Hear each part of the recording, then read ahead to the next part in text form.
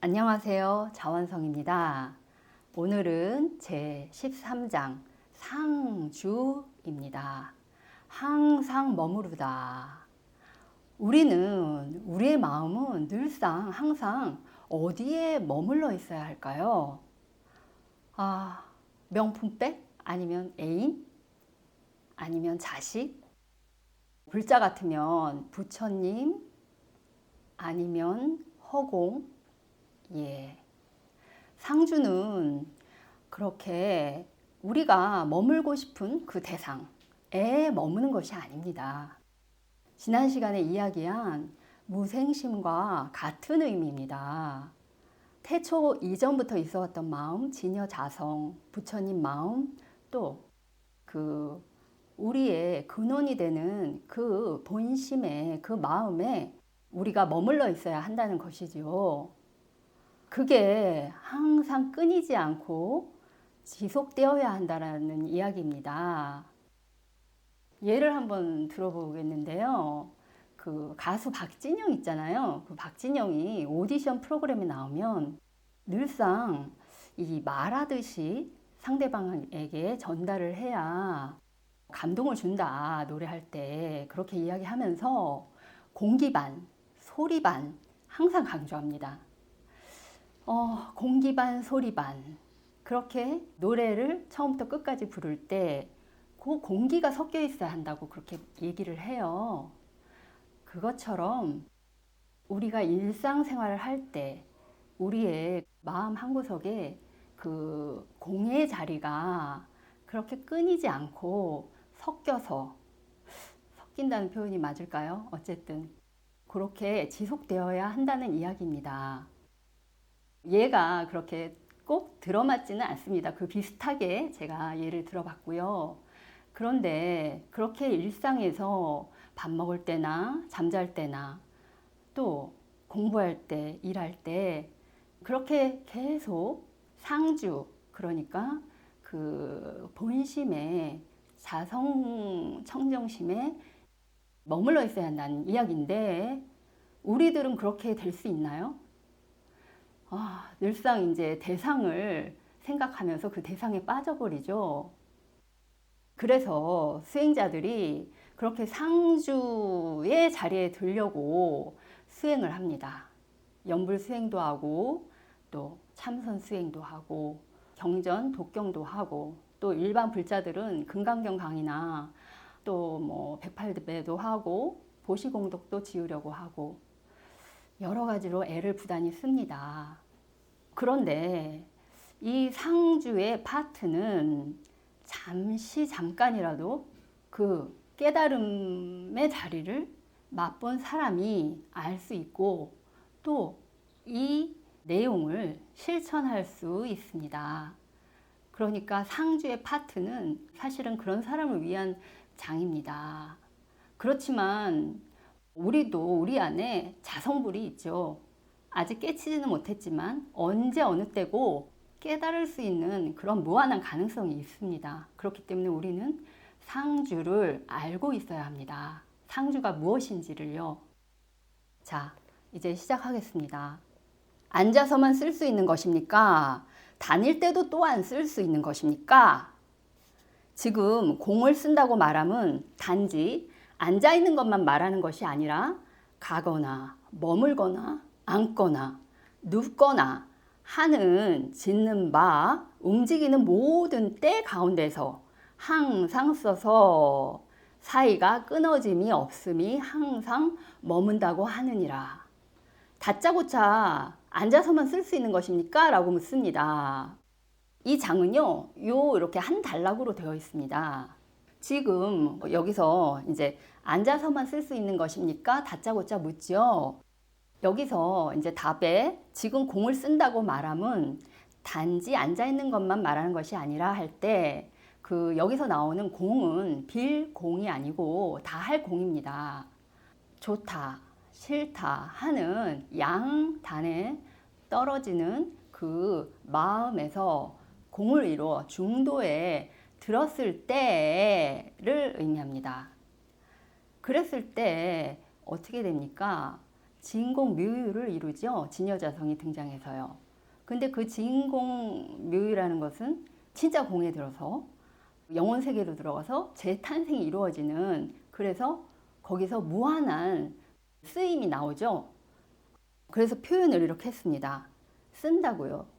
쓸 용자를 썼습니다. 그래서 그렇게 참선을 해서 앉아서 좌선을 해서 그렇게 깨달았을 때에만 그게 쓰여지는 것입니까? 하는 것인데, 여기서 행주자와 어묵동정 할 때, 모든 때 가운데 여기서 키포인트는 뭐냐면 항상 써서 사이가 끊어짐이 없음이 항상 머문다고 하느니라입니다. 수행자들 가운데에서 잠깐 그 깨달음의 자리를 맛보고, 그러니까 그 자리에 들어갔다가 미세하게 생각이 다시 일어나거나 혹은 또 다른 이유로 나왔다가 이렇게 들락날락 또 그 자리에 들어갔다가 영원히 못 들어가기도 하고, 그렇게 하는 것이 진정한 상주가 아니고, 내 마음대로 자유로이 들었다 나왔다 들었다 나왔다 하는 것이 진정한 상주라는 것이죠. 그러니까 한번 이제 깨달음의 자리에 들어서 그러면서 막 부처님 자리가 맞구나 하면서 순간 깨닫고 나서, 그러고 나서 이제 다시 제자리로 돌아왔는데 그걸 갖고선 계속 머무는 양, 그 상주에 머물러 있는 양 행세하는 그런 수행자들도 많이 있습니다. 네, 그거는 진정한 상주가 아니라는 이야기입니다. 그래서 여기서 설명하기를, 한번 성취하면 참으로 사이가 끊어짐이 없어서 항상 머무는 것이니 상주 불멸이다, 이렇게 말합니다.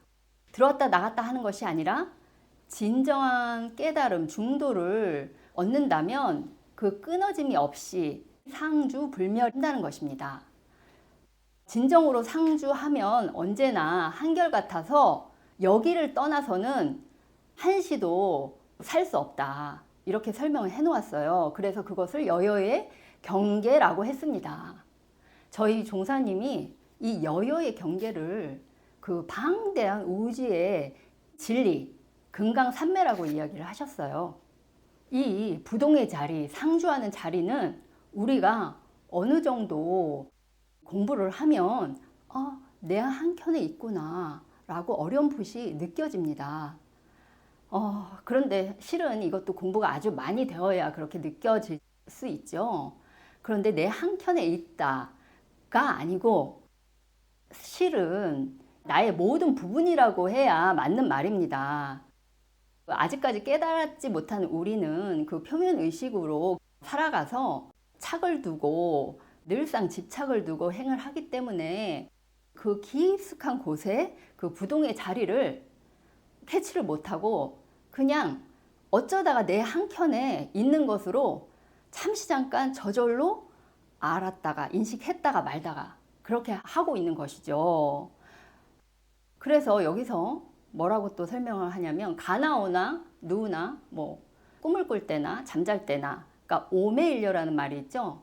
오매일려로 그 화두를 들고 수행을 해야 된다, 그 참선을 해야 된다, 그렇게 얘기를 하잖아요. 그런데 그 한 가지를 들고 오매일려로 하되 그 한 가지 화두가 점이 돼서 하다 보면 점이 되거든요. 하나의 점이 되는데 그 점마저도 버려버려야 그게 상주하는 자리로 들어갈 수 있다는 것입니다. 그러니까 성철 스님이 늘 얘기하시는 제8 아뢰야식의 미세망령까지 모두 다 떨쳐버려야 하고, 그 고요함 속에 고요함에 들었어도 그 고요함이 좋다고 머물러 있으면 안 되고 그 자리마저 이렇게 떨쳐버려야 진정으로 진여자성이 드러나는 그 상주의 자리라는 것입니다. 네, 오늘은 내용은 여기까지 하고요. 이 잠시 머리를 식히는 의미에서 제가 그림을 이제 몇 장 가져왔습니다. 물론 책에 있는 그림입니다. 실제 그림이 아니고요. 예. 제가 한번 소개해 보겠습니다. 이 그림은 1972년 유영국의 작품입니다.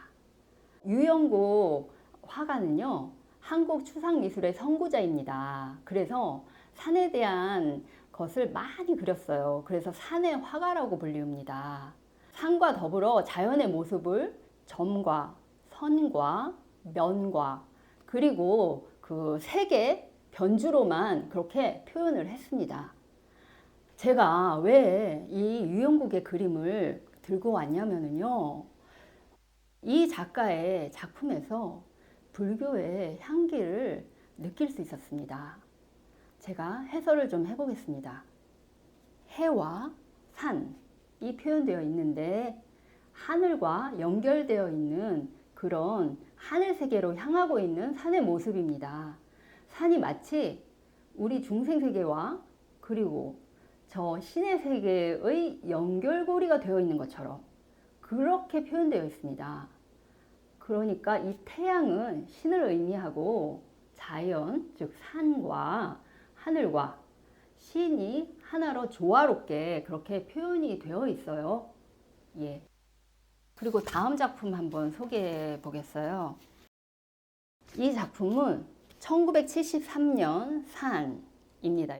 이 작품을 설명하기 전에 제가 이 추상화에서 작품성이란 도대체 뭘 의미하는 걸까? 우리가 추상화하면 굉장히 어렵게 느껴지지요. 구상, 그러니까 사물을 디테일하게 전부 사실 그대로 담아놓은 그런 구상이 아니라 이 추상은 굉장히 어렵기도 하고 저게 무슨 작품이야? 라고 그렇게 생각되기도 하지요. 그래서 제가 한번 생각해 보았습니다. 불교적 관점에서 이 추상화에서의 작품성이란 무엇일까? 추상화란 극도의 절제된 그 알 수 없는 단순하게 보여지는 그림에서 작가 자신이 이 그림 안에 숨겨놓은 영혼의 흔적을 표현해 놓았습니다.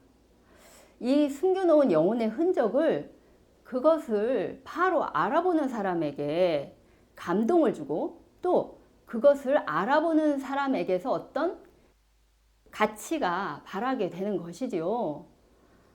즉, 작가의 영혼의 흔적이라고 했는데 그 작가의 영혼과 그리고 보는 사람의 그 영혼이 통했을 때 그렇게 그 작품을 알아보게 되는 것이죠. 제가 나름 이렇게 그 추상화에 대해서 한번 불교적 관점에서 생각해 보았고요. 이 그림을 한번 설명해 볼게요. 이 그림에서는 평면 속에 감춰진 다차원이 보이게 느낄 수 있게 그렇게 그려 놓았습니다. 그러니까 산세 속에 숨겨진 계곡의 물소리나 하늘의 이 파란 삼각형, 그러니까 바람의 흐름이나 어떤 구름의 흐름, 세월의 흐름 그런 것을 표현해 놓았는데 단순히 면으로 평면 속에 그려 놓았죠. 그렇지만 우리는 여기서 역동적인 동영상을 유추해 볼 수 있어요. 그러니까 색의 대비와 조화 속에서 아주 디테일한 어떤 섬세한 숨겨진 모습을 우리 보는 사람 스스로가 상상할 수 있게끔 그렇게 그려 놓았습니다. 유영국 자신은 뭐라 얘기했냐면요, 산은 내 앞에 있는 것이 아니라 내 안에 있는 것이다 라고 말했습니다. 그렇게 말했듯이 그렇게 산의 추상적인 모습, 극도로 절제된 그런 산의 표현에서 우리는 뭘 엿볼 수 있냐면 이 우주의 모든 만물이 깃들어 있는 그런 상주를 알아차릴 수 있습니다. 그러니까 산의 근본 자리, 영혼의 근본 마음을 극도로 절제된 섬과 점과 면, 색으로 그렇게 표현해 놓았죠. 그래서 숲이 우거지고 또 계곡마다 물이 흐르고 솟겨와서 물을 마시고 또 이제 뭐 사람들이 오두막을 지어 생활하고 또 여러 종류의 나무들을 풍성하게 아주 그렇게 그려놓고 있지는 않지만 상주하고 있는 산의 영혼의 모습을 단순하게 표현함으로써 우리에게 우리의 불성을 볼 수 있는 계기로 삼게 만들어주는 것이 이 작가의 숨겨진 어떻게 보면 작가 자신도 알지 못했던 그런 영혼의 뜻이 아니었을까 그렇게 한번 생각해 보았습니다. 이런 관점에서도 우리가 작품을 볼 수 있다는 것을 이 불교의 그런 향기를 느낄 수 있다는 것을 좀 알려드리고 싶었어요. 네, 제가요 유영국 작가의 그 마지막 작품을 한번 보여드리겠습니다. 이게 유영국 작가가 고인이 되기 1년 전에 그린 그림이에요. 붉은색 계통으로 여전히 이제 산을 하늘로 향하는 산을 표현해 놓았는데 여기서 하나 특이점이 뭐냐면 그 산하고 좀 떨어져서 다시 하얀 선으로 산의 모습이 있습니다. 약간 보일 듯 말 듯 흐리게 이렇게 그려놓은 산의 모습인데요. 이것은 무엇을 의미할까요? 이 하얀 선은 혹여나 이제 작가 자신이 머지않아 하늘 세계로 속하게 될 거라는 그런 예감을 갖고 그린 그림이 아닌가 그런 생각이 듭니다. 점차로 죽음을 맞이하고 있다는 것을 이 하얀색 선으로 표시를 해 놓았어요. 그러니까 그의 영혼을 산의 모습에 투영해서 살짝 하늘 세계에 속한 모습을 표현해 놓은 것이 아닌가. 그 하늘 세계에 살짝 속하려고 하는 유영국 작가의 영혼을 작가가 자신도 모르게 산에 투영을 해서 산의 모습에 이렇게 투영을 해서 그려놓은 것이 아닌가 그렇게 생각이 드는데요. 여러분들 어떠신가요? 예. 오늘은 유영국의 작품 속에 스며있는 불교의 향기를 한번 끄집어내보는 그런 시간을 가졌습니다. 예, 감사합니다.